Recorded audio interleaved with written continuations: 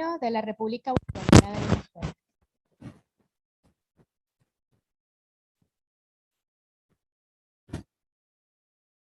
Gloria al bravo pueblo que el yugo lanzó, la ley respetando la virtud y honor.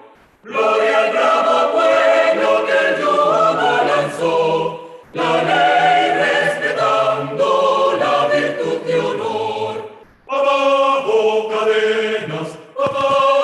cadenas, gritaba el Señor, gritaba el Señor. Y el pobre en su choza libertad pidió, a este santo nombre tembló de pavor el vil egoísmo que otra vez triunfó.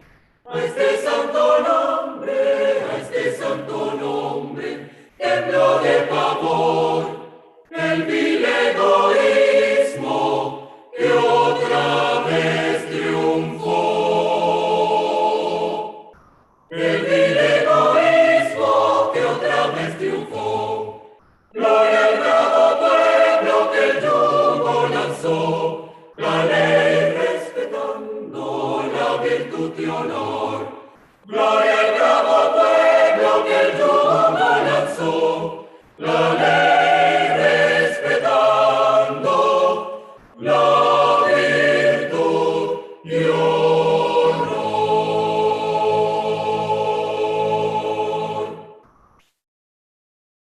Pueden sentarse.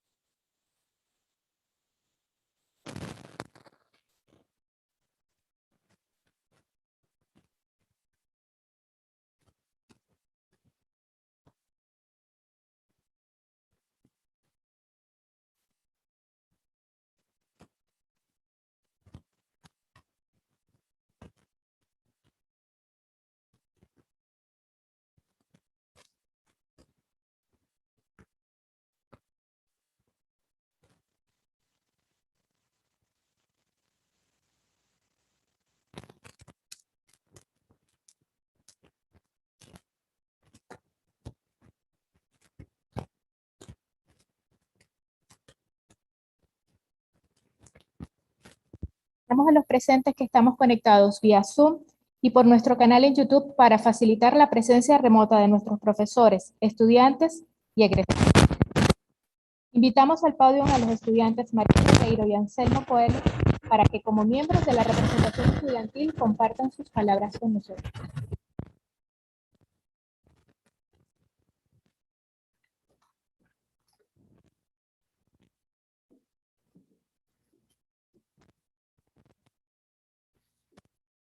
Estimados, Francisco José Virtuoso, rector de la Universidad Católica Andrés Bello, Jesús María Casal, decano de la Facultad de Derecho, Ignosca Rodríguez, directora general de posgrado, Milena Liani, directora de la Escuela de Derecho, profesores, compañeros estudiantes, demás asistentes. Buenos días.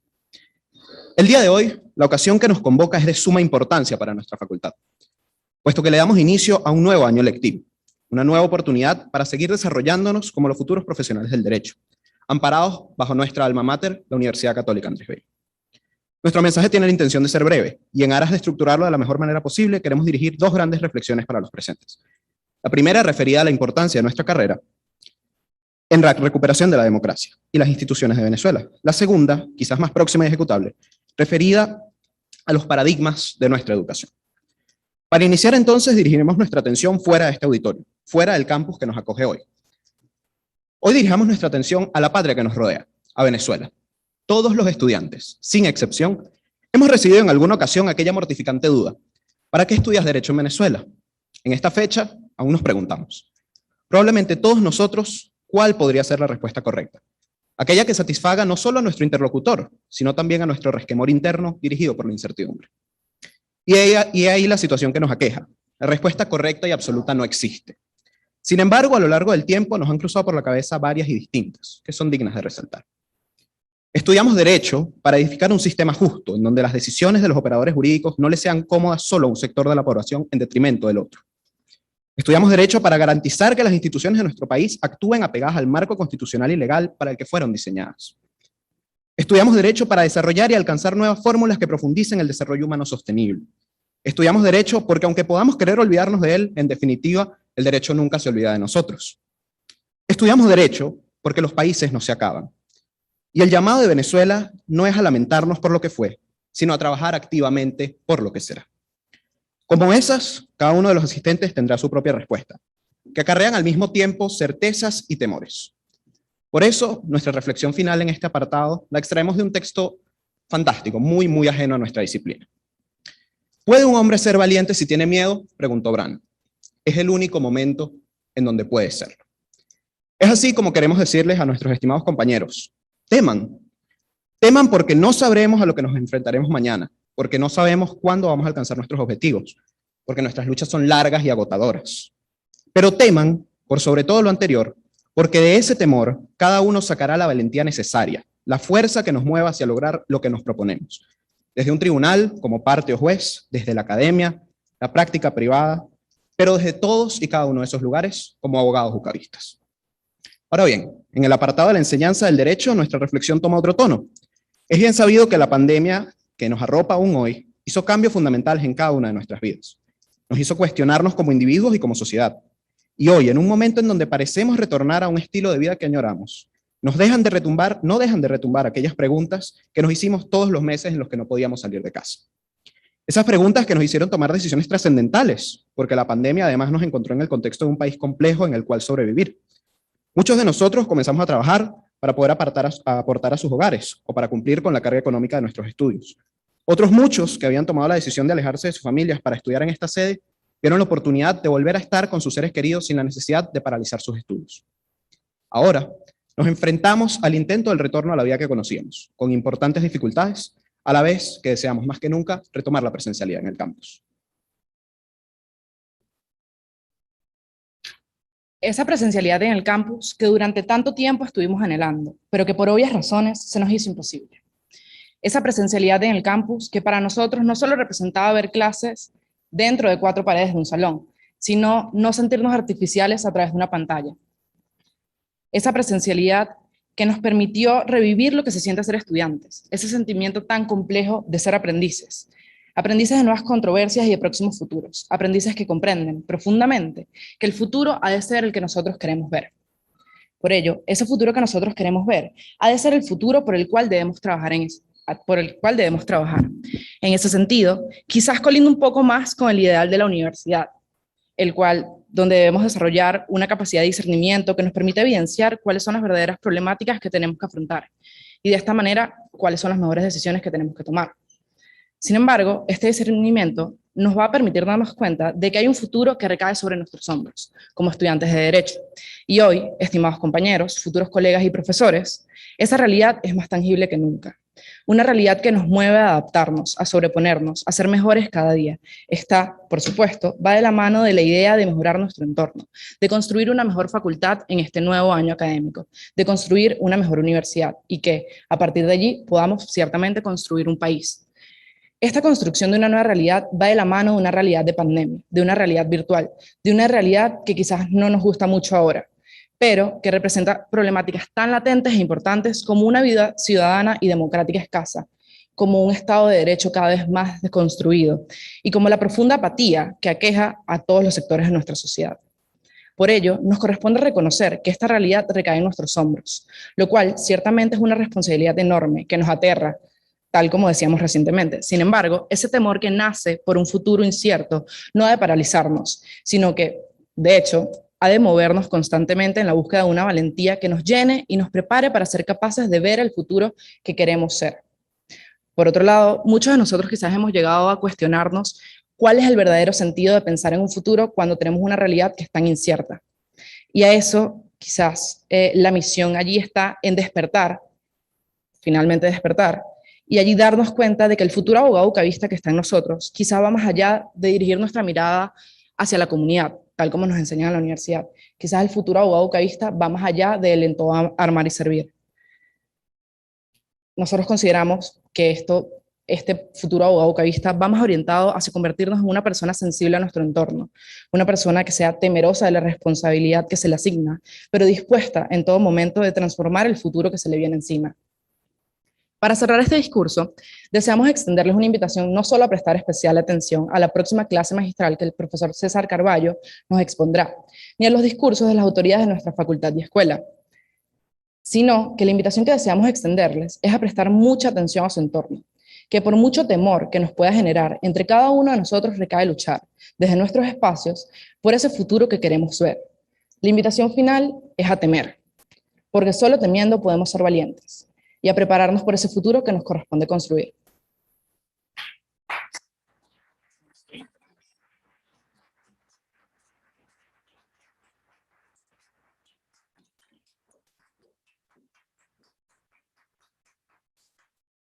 A continuación, las palabras del profesor Jesús María Casal, decano de la Facultad de Derecho.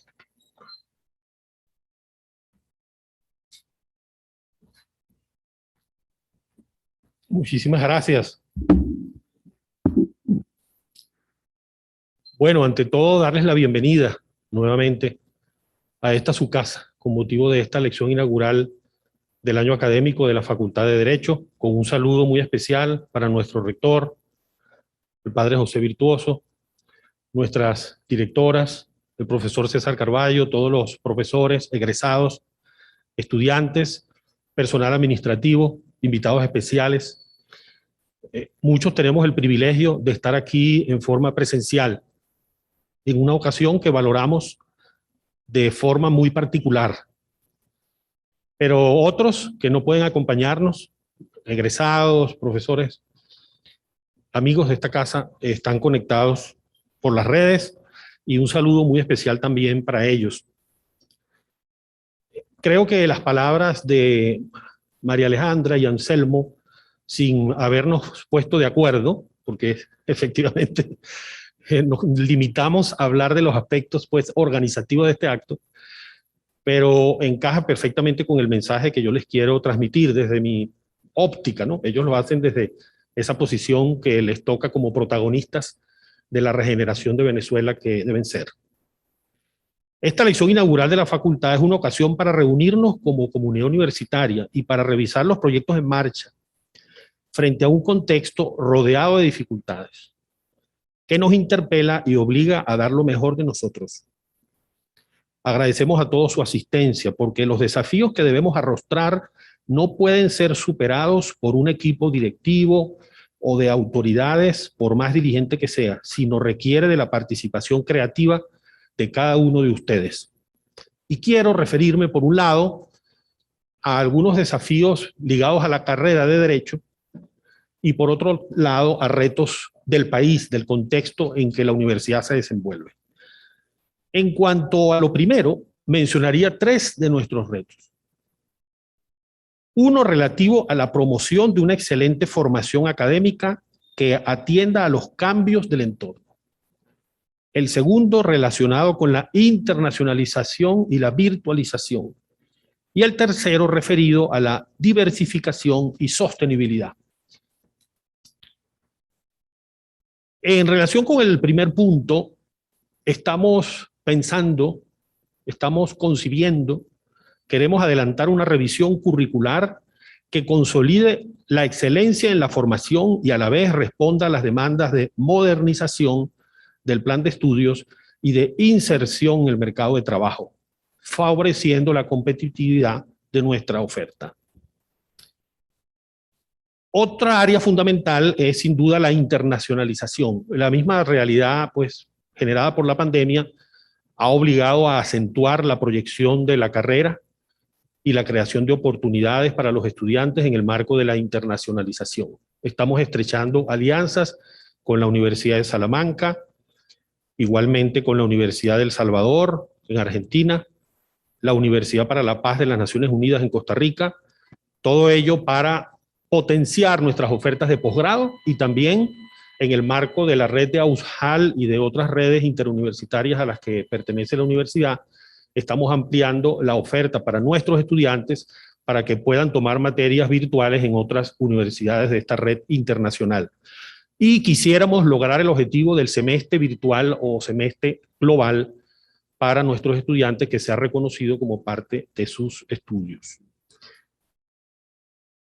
La internacionalización la estamos llevando también a las clínicas jurídicas, que ahora están en una red internacional impulsada por el Instituto Max Planck de Derecho Público Comparado y Derecho Internacional, con sede en Heidelberg, Alemania, y también estamos reimpulsando la clínica jurídica en derechos humanos, con elaboración por el grupo de estudiantes que ha trabajado en el tema de amicus curiae, que van a ser presentados en procedimientos ante la Corte Interamericana de Derechos Humanos, con colaboración de una distinguida egresada y profesora que se encuentra actualmente en el Boston College.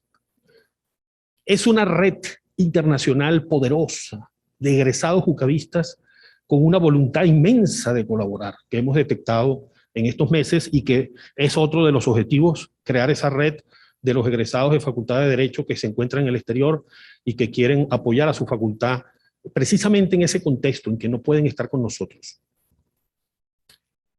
Pero evidentemente todo esto discurre mientras la Facultad de Derecho, como parte de la UCAP, se mantiene activa en la agenda de la lucha por la recuperación institucional de Venezuela. La Facultad de Derecho nunca ha sido ajena al marco jurídico y político en el cual se desarrollan los estudios de derecho.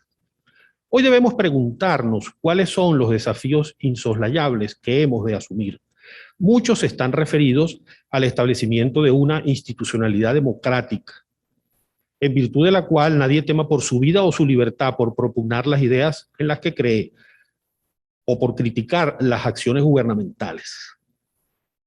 Una sociedad en la cual el pluralismo ideológico y la alternancia política estén protegidos. No queremos formar abogados para la autocracia, de esos que hicieron decir a Monagas que la Constitución sirve para todo. Pero tampoco queremos que la emigración, el exilio interior, el sacrificio o la inmolación principista sean las únicas opciones para nuestros egresados. Por eso tenemos que construir con ellos y desde ahora los cimientos de esa democracia. Y pensando en los estudiantes, escuchándolos, aquilatando la fuerza renovadora que percibo en sus inquietudes y derroteros, estimo que debemos y podemos ser capaces de abrir senderos de oportunidades para un ejercicio digno de la profesión que permita obtener prosperidad y a la vez la realización de la persona integralmente considerada. No nos toca señalar aquí un camino que coincida con determinadas apreciaciones políticas, sino subrayar que hay rutas para la recuperación institucional y socioeconómica que tenemos que definir, abrir y transitar. Veo en ellos, en ustedes los estudiantes, en mis estudiantes, con muchos de los cuales pude encontrarme hoy por primera vez presencialmente, siendo hasta ahora muchas veces un nombre en una pantalla negra, ¿no? Porque no todos son dados a abrir la cámara. Pues qué grato es ese nombre, verlo ahora en carne y hueso, estudiantes tan interesados en este encuentro y en lo que podemos hacer conjuntamente. Veo en ustedes el ímpetu, la determinación y la ambición para hacerlo.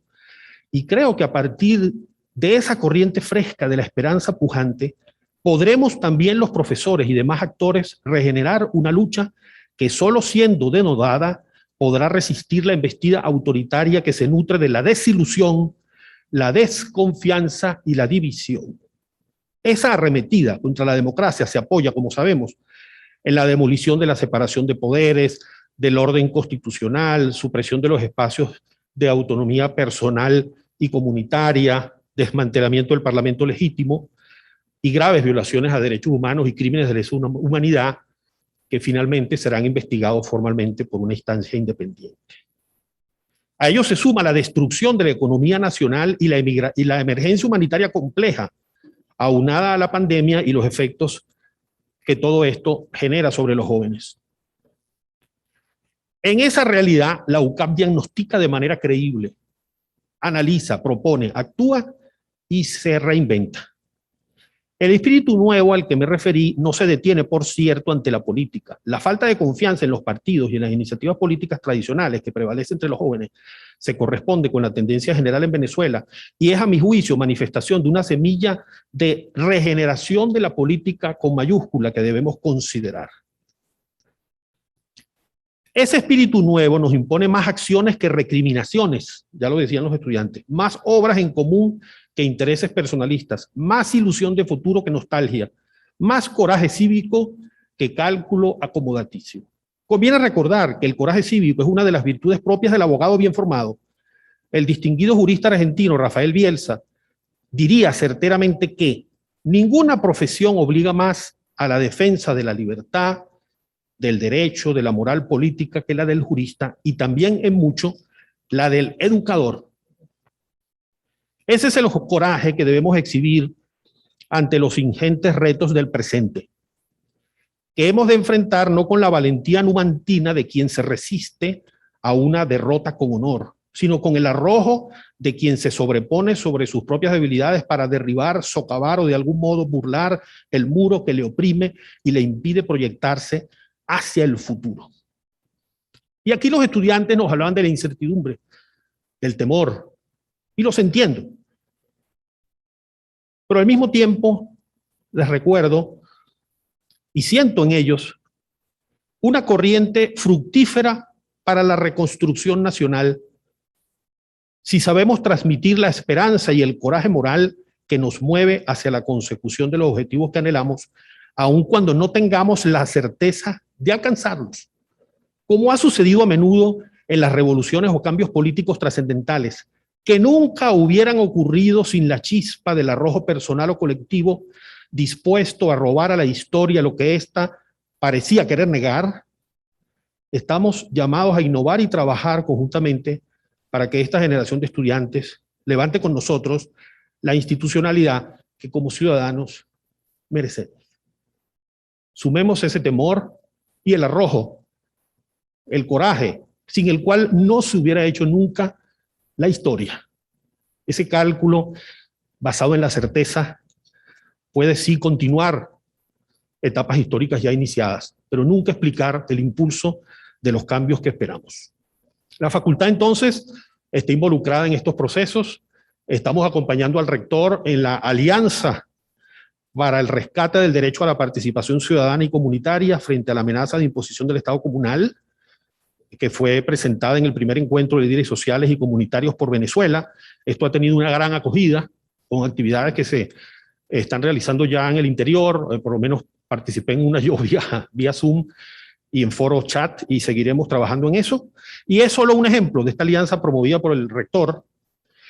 Y así como esta, otros proyectos en los que se involucra la facultad desde la identidad de la universidad. No pretendemos ser otra cosa. Desde la identidad de la universidad, desde la valentía de la ciencia, para llevar adelante esa lucha decidida por la libertad, porque de esa manera se hace más robusta.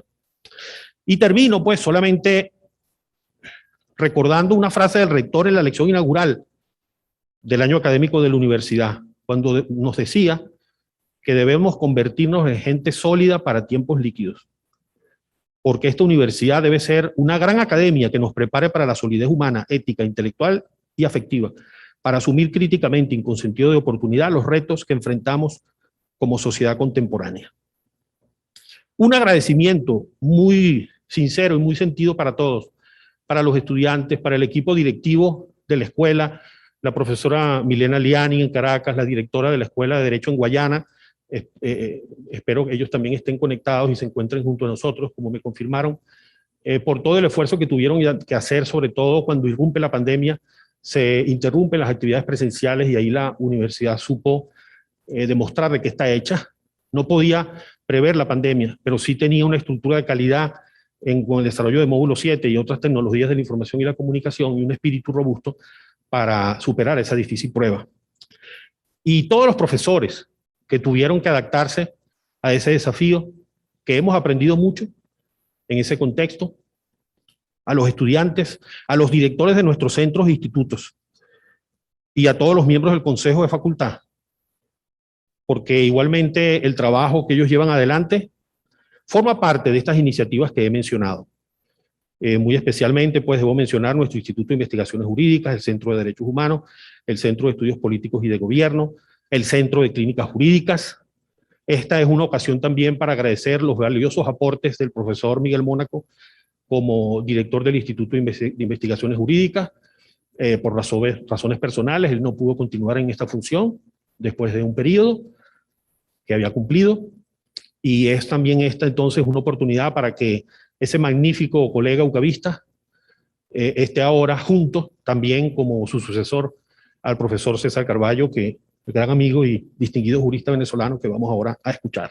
Celebremos pues con ilusión el inicio de este año académico, que ya está provechosamente en curso. Hay mucho por hacer y hay tanta necesidad y son tantos los abusos que se cometen en el país, que solo hay tiempo para arar, sembrar, arrimar el hombro, corregir si es preciso sobre la marcha y en definitiva cultivar y construir. Todo ello, por supuesto, con base en los objetivos discutidos y trazados. Valoremos este encuentro como una oportunidad para renovar nuestro compromiso ucavista y acerar el espíritu con miras a las metas académicas e institucionales que debemos alcanzar. Muchas gracias.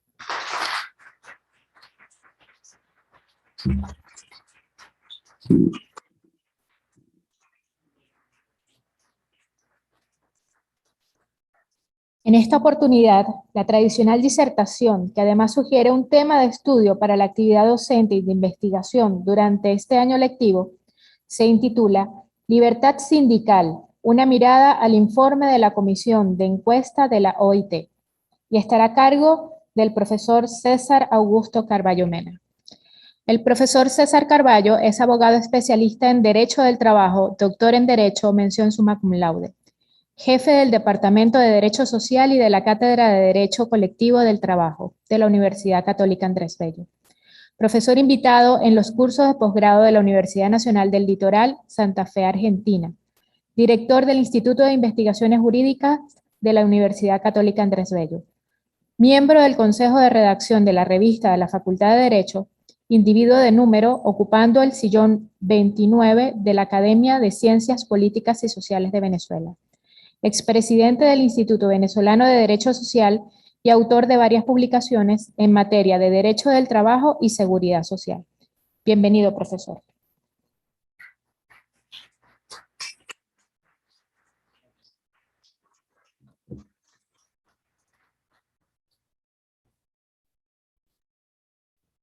Ciudadano rector, padre José Virtuoso, decano Jesús María Casal, directora Ninosca Rodríguez, directora Milena Liani. En cualquier otro momento de mi vida tenga la seguridad que yo hubiese iniciado inmediatamente esta lección. Pero es demasiado significativo y yo diría emotivo que esta sea la primera vez en casi 2 años que yo me dirijo a un público tridimensional.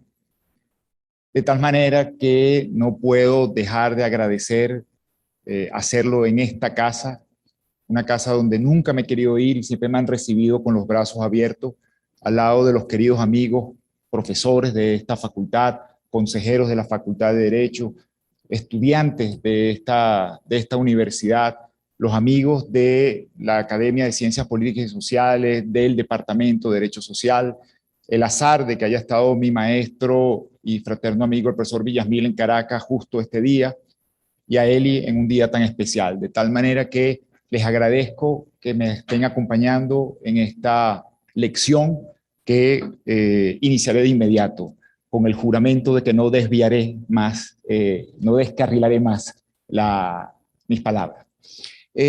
Voy a referirme entonces a la libertad sindical desde una mirada al informe de la Comisión de Encuesta o Comisión de Investigación de la Organización Internacional del Trabajo, que fue publicado en septiembre del 2019 y que está siendo objeto de seguimiento, inclusive en estos mismos momentos. Y eso lo voy a hacer a través de 4 aspectos que inmediatamente le rogaré al amigo que cambie la... Gracias.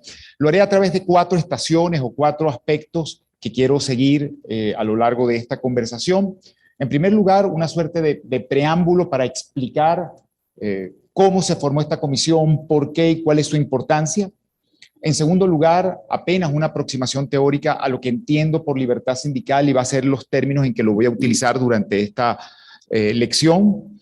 En tercer lugar, extraeré lo que creo es el núcleo, la sentencia fundamental que este informe abriga y luego, con mis palabras, intentaré justificarlo y desglosarlo. para luego brevísimamente cerrar con unas palabras finales.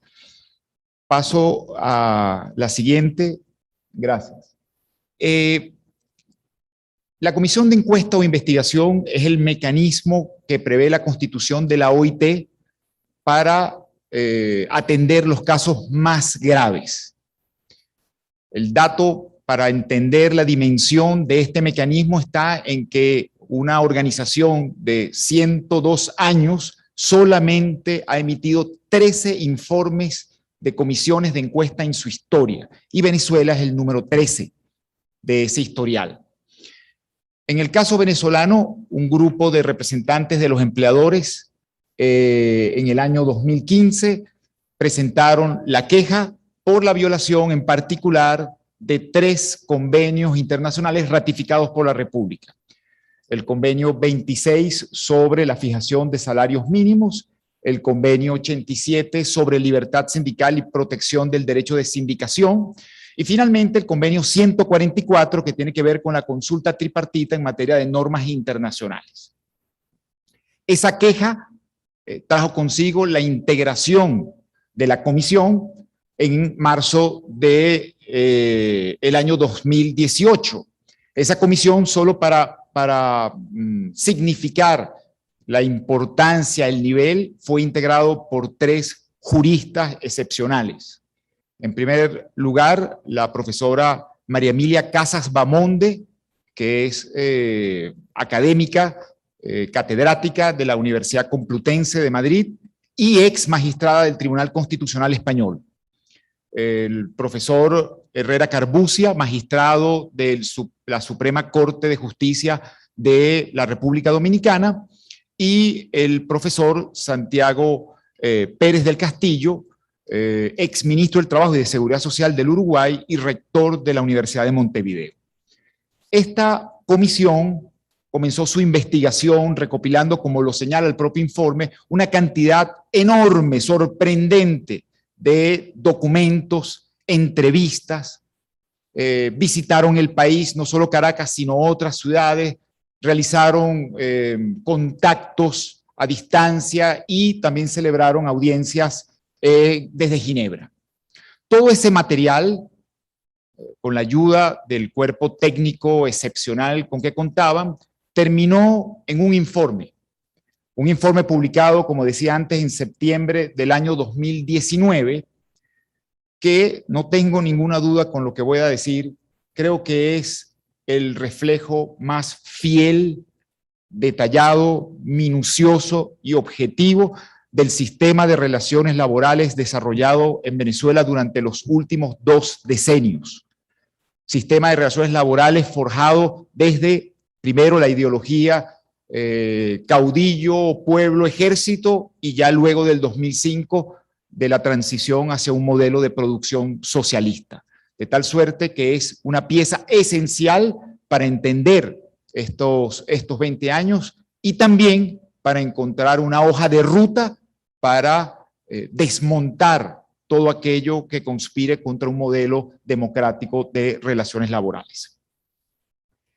Ese informe, en septiembre de 2019, traía como consecuencia que el gobierno venezolano tenía que fijar posición conforme a las normas constitucionales. Esto es, comprometerse a dar cumplimiento a sus recomendaciones o, por el contrario, impugnarlo ante la instancia competente, la Corte Internacional de Justicia.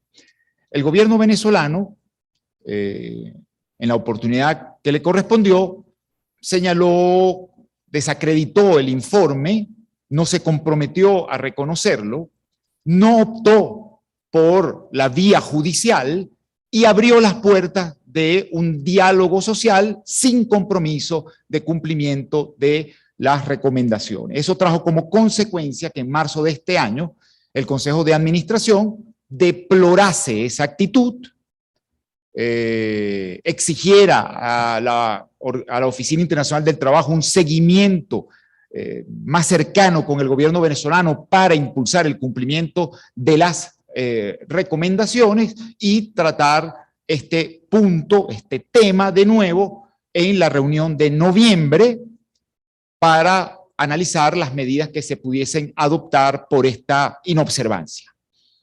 De hecho, el pasado sábado 6 de noviembre, el caso Venezuela fue objeto de debate en Ginebra, en la OIT.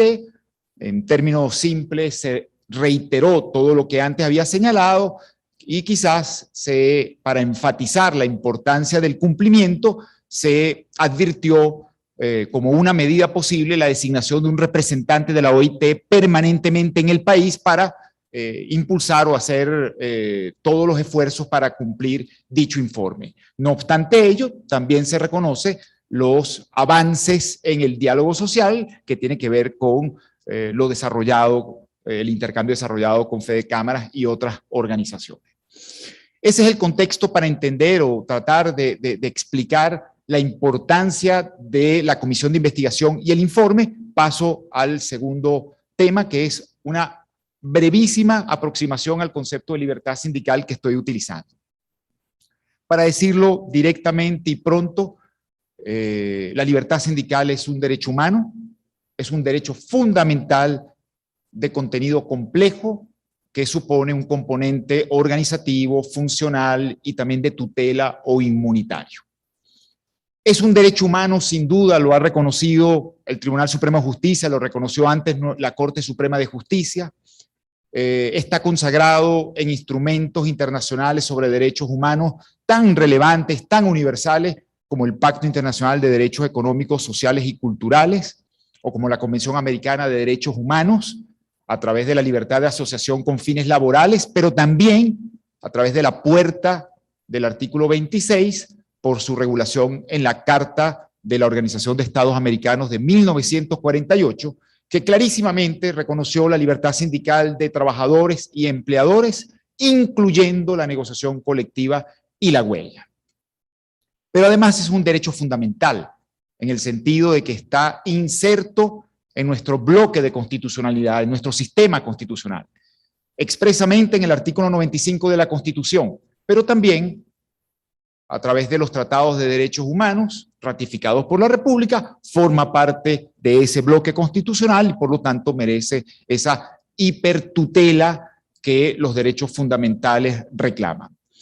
Y finalmente apuntar que ese derecho a la libertad sindical no se agota en la formación de sindicatos u organizaciones. Esas organizaciones tienen una finalidad, y la finalidad es la defensa y promoción de los intereses de sus agremiados, los intereses de categoría, los intereses de clase, de empleadores y de trabajadores. Y siendo una organización que tiene por finalidad defender sus intereses, es obvio que puede estar o ser objeto de retaliaciones por parte de los detentadores del poder en la empresa o en el Estado. Por eso es que requiere un tercer elemento, además del organizativo y el funcional, un elemento de protección, de cabal tuición, de inmunidad. Esto es, de persecución de las conductas antisindicales, cualquiera que ponga en peligro el pleno y eficaz desenvolvimiento de la libertad sindical. A eso me estoy refiriendo y a eso me seguiré refiriendo cuando aluda a la libertad sindical. Paso entonces, ahora sí, a el análisis del informe de la comisión de encuesta. Si la lámina es... Gracias. El informe de la comisión de encuesta es muy voluminoso, detallado, riguroso, técnico, y yo traté de extraer lo que entiendo sería el corazón de ese informe.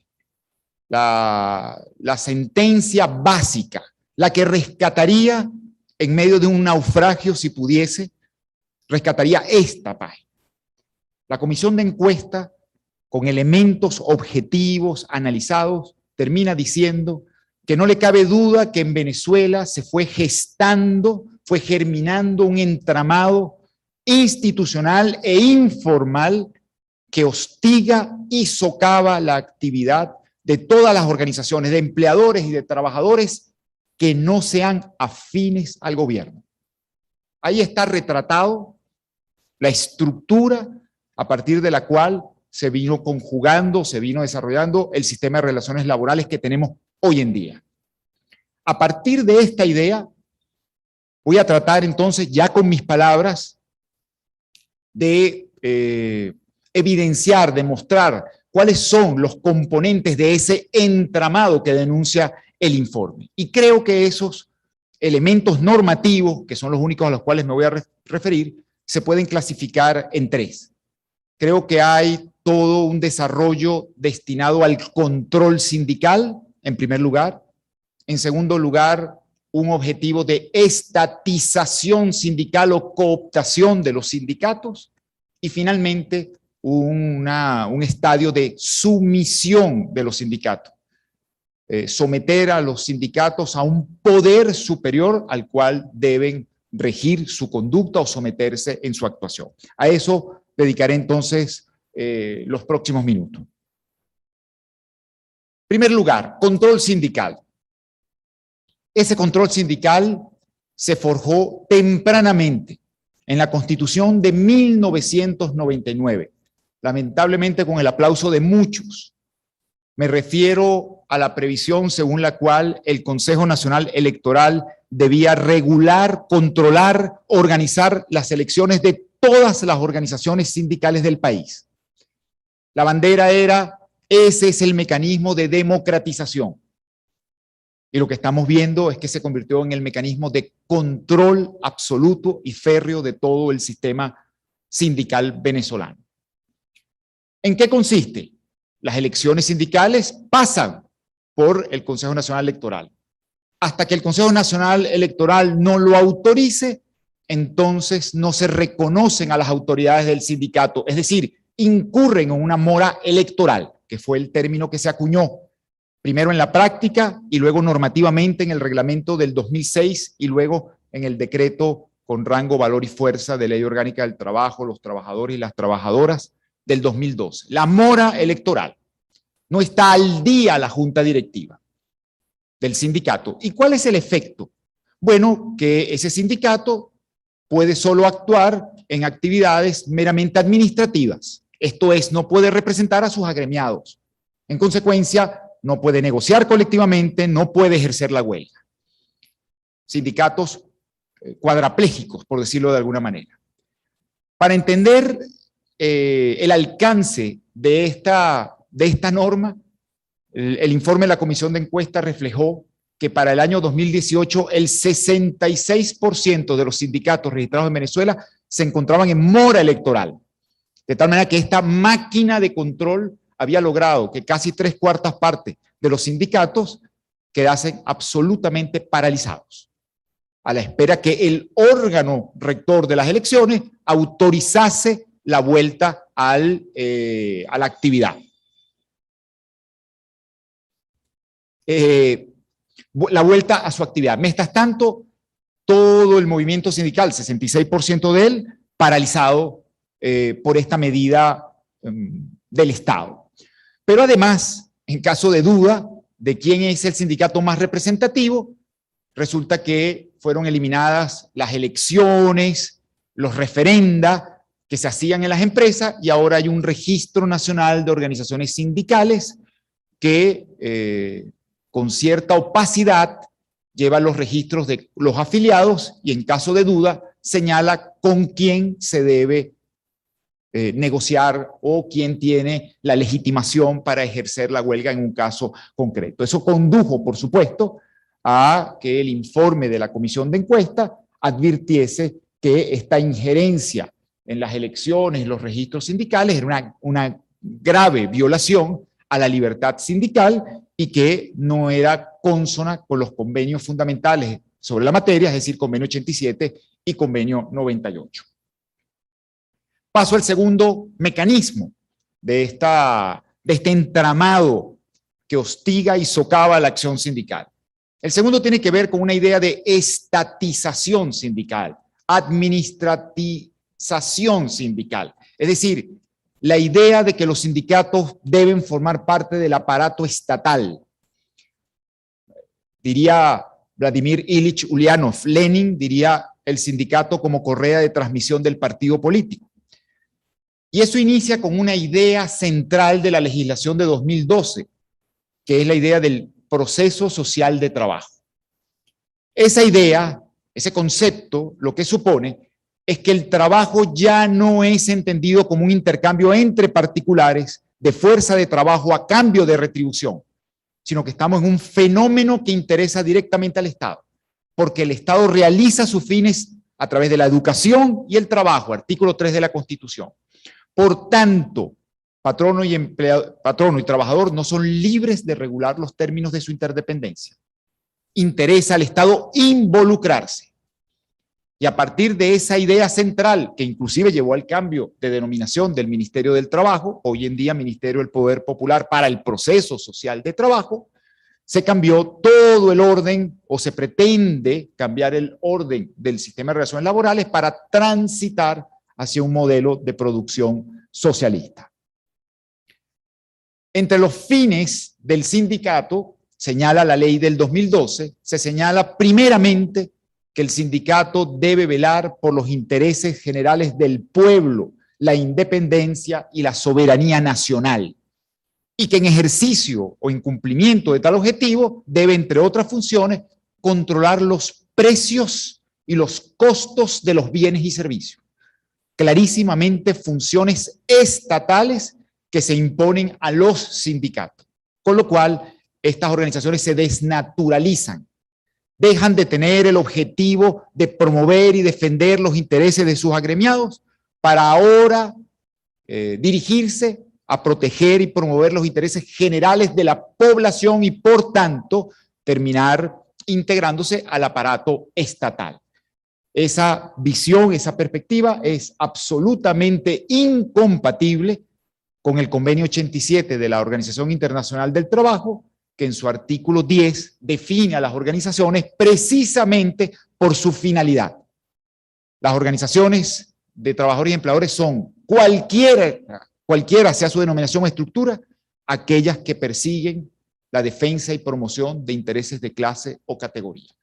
Por tanto, en el informe se dejó asentado la necesidad de revertir esta suerte de estatización y reconocer la libertad a los sindicatos para defender sus propios intereses. Y en tercer lugar, el último estadio de este entramado al cual se refiere la comisión de encuesta es ya la sumisión. Se trata de incorporar al sistema de relaciones laborales un sujeto emergente al cual debe someterse los sindicatos. Ese sujeto emergente, básico, clave para la construcción del modelo de producción socialista, son los consejos de trabajadores, los consejos productivos de trabajadores, de trabajadoras y trabajadores. Si alguien tuviese duda, los invito a revisar el primer, segundo y tercer plan de la patria y buscar la palabra sindicato. No aparece una sola vez. El sujeto que aparece una y otra vez cuando se alude a los trabajadores y al sistema de relaciones laborales son los consejos de trabajadores. Los sindicatos están vistos como un actor reivindicativo, contrario a la construcción de un nuevo modelo de producción socialista, y por tanto el sujeto emergente son estos consejos de trabajadores. Consejos de trabajadores que aparecieron por vez primera en las leyes del 2010 sobre el poder comunal, que aparecieron a finales de ese año, comienza a aparecer la mención, luego en el 2012 reaparecen como sujetos del poder popular que tenían como objeto fundamental controlar la gestión de la empresa para garantizar la satisfacción de las necesidades del pueblo, y terminan de configurarse en el año 2018, enero del 2018, cuando la Asamblea Constituyente dictó una ley constitucional de consejos productivos de trabajadoras y trabajadores. Esos consejos productivos que la ley señala deben actuar en toda empresa, en toda actividad productiva del país, no importa su objetivo, van a estar conformados por 3 o 7 miembros, pero es de destacar que entre esos miembros tiene que cumplirse con 3 rasgos.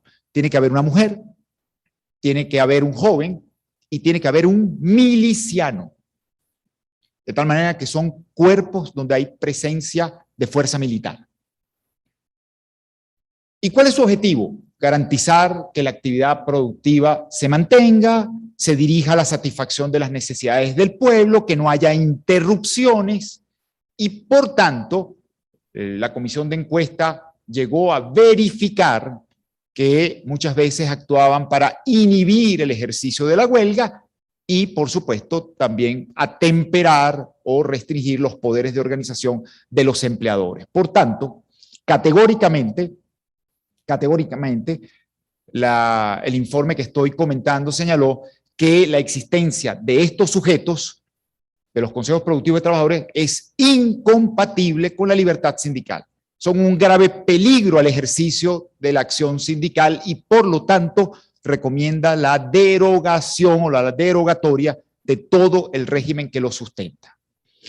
No, esto es especulación, por supuesto, pero cuando el gobierno rechaza las recomendaciones, yo creo que un punto neurálgico es precisamente los consejos productivos de trabajadores, que están en el núcleo de la idea de transición al modelo de producción socialista. De tal manera que aceptar la derogación de esta normativa trae implícitamente el resquebrajamiento de la persecución de este modelo de producción socialista y de los planes de la patria, ya el tercer plan de la patria 2019-2025, que expresamente establecen este sujeto como sujeto protagónico del cambio que pretende erradicar el sistema capitalista.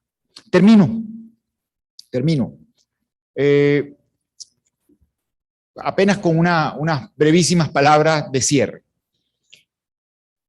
Toca en algún momento remover los escombros y reconstruir. Ojalá sea pronto, pero en todo caso es una tarea pendiente. Y esa remoción, ese escombrar y reconstruir pasa necesariamente por el diálogo social. Así fue apuntado en el informe, que es un informe que no solo retrata este entramado hostil a la acción sindical, sino que también pretende una hoja de ruta hacia la reconciliación nacional, hacia la justicia social. Enfatiza que el diálogo social es básico para afrontar las nuevas transformaciones, las necesidades del mercado y, por supuesto, modelar unas relaciones laborales democráticas. Cuando hablo de diálogo social en serio. Sé que es una palabra mal vista en la actual realidad venezolana, pero hablo de diálogo social en serio. El derecho de los interlocutores sociales, patronos y trabajadores a participar de buena fe con el gobierno en el diseño, en la ejecución o en la ponderación, valoración de las políticas públicas en materia económica y social que repercutan sobre sus intereses. Ese diálogo social permitirá configurar un nuevo modelo democrático de relaciones laborales, no suprimiendo los controles sindicales más obscenos y dejando sobrevivir los más sofisticados. Creo que el reto es construir de verdad la libertad sindical, atrevernos a construir la libertad sindical. Y aquí tomo un concepto de un libro de un profesor uruguayo, Oscar Hermídez Uriarte, Sindicatos en libertad sindical. Atrevernos a convivir con sindicatos en libertad sindical, sin controles, sin injerencia, para que a través de ellos se exprese las necesidades de empleadores y trabajadores y que no le tengamos miedo, como se decía antes, y si le tenemos miedo, enfrentarlo correctamente al conflicto. Que no ocultemos el conflicto, que le demos cauce, que lo miremos de frente y que le brindemos los medios correctos para que pueda resolverse. Solo así creo que podemos caminar hacia una sociedad más justa. Termino reiterándoles el agradecimiento por su presencia, por haberme enseñado la maravilla del reencuentro y a las autoridades por darme la oportunidad de estar aquí el día de hoy. Muchísimas gracias.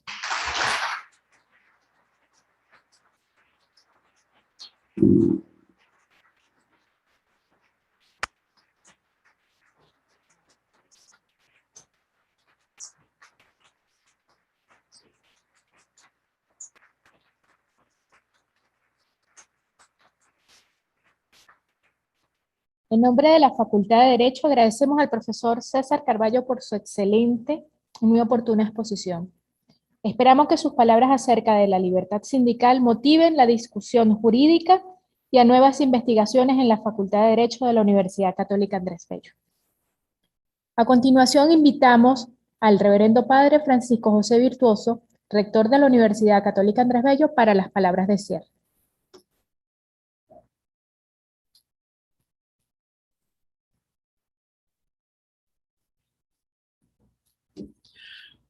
Muy estimadas autoridades de la facultad, señor decano, directora de la Escuela de Derecho aquí en Caracas y en Guayana, a la directora de posgrado y a todos los directores de los distintos programas, a los directores de centros e institutos, por este excelente acto. Quiero aprovechar este momento en primer lugar, para un profundo agradecimiento al trabajo que cada uno que todo el cuerpo directivo de la facultad y el consejo de las escuelas y el consejo pues de facultad junto con su decano, pues están llevando adelante como parte de sus procesos, como parte de sus planes operativos. Creo que el trabajo que se va realizando desde las escuelas ha sido pues difícil en un contexto que nos ha tocado lidiar con esta pandemia y nos ha tocado ajustarnos pues a estas modalidades de educación a distancia, para lo cual pues nos ha tocado que prepararnos sobre la marcha, pero quiero agradecer el enorme esfuerzo hecho por todos los profesores en ese esfuerzo por ajustarse a esa dimensión. Por supuesto, a todos nuestros estudiantes que también pues les ha tocado fuerte, les ha tocado duro en ese proceso de acomodación, de ajuste a las nuevas circunstancias.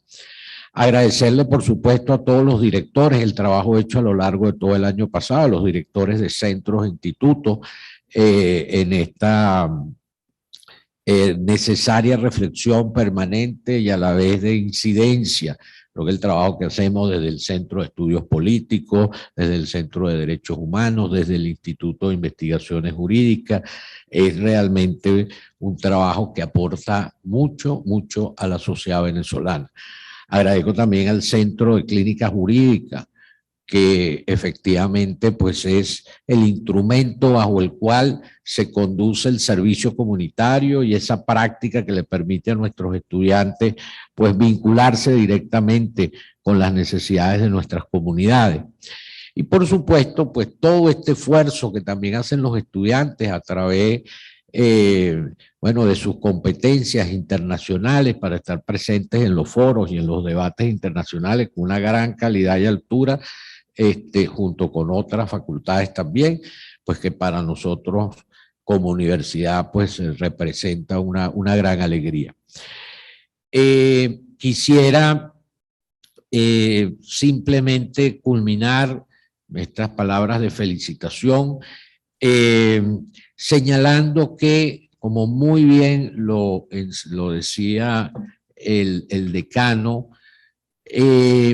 la Universidad Católica no solo ha intentado responder a las exigencias de este tiempo de pandemia, no solamente ha tratado de ajustarse a las circunstancias, no solamente ha tratado de pues, hacer lo que tiene que hacer como universidad en materia de docencia, de investigación y extensión en estas difíciles circunstancias, sino que ha pensado mucho más allá del momento presente y se ha puesto en la perspectiva permanente de la reinvención, de la innovación, de pensarse como universidad de un futuro que ya es casi que es presente.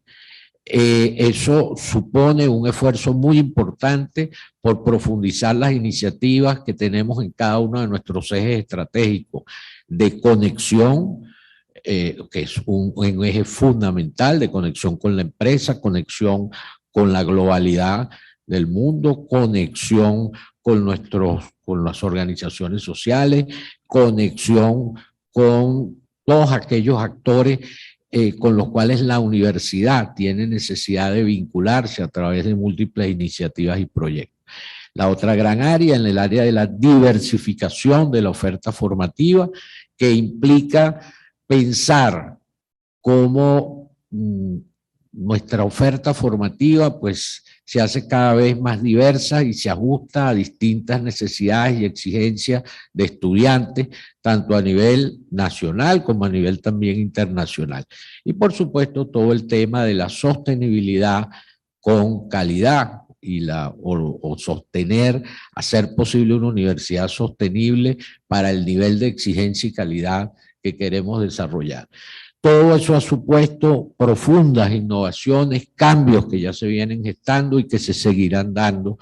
Yo pues agradezco el esfuerzo de toda la universidad en esta dirección y esa es nuestra, digamos, la gran invitación para todo este año, desde aquí pues hasta finales pues de nuestro curso lectivo, que es ponernos en esa dimensión de reinvención, de construir esa nueva realidad universitaria en medio de un contexto tan adverso, tan complejo como el que vive el país. Aprovecho, bueno, ya finalmente para felicitar públicamente a nuestro querido profesor César Carballo en su nuevo puesto de director del Instituto de Investigaciones Jurídicas. Gracias a todos, felicitaciones.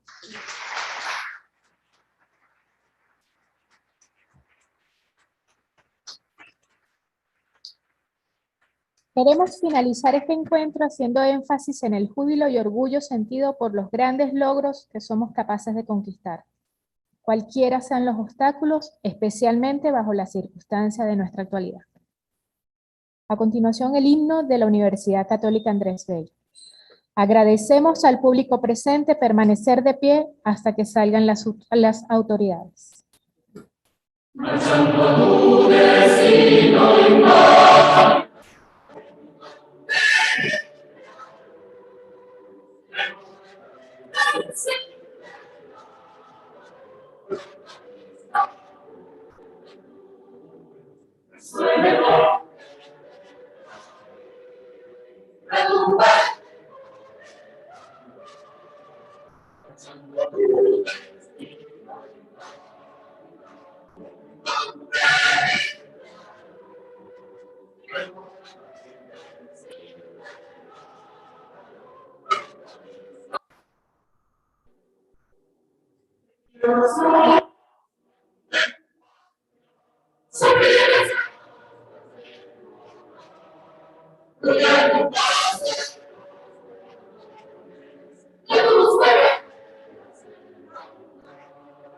Estimulando,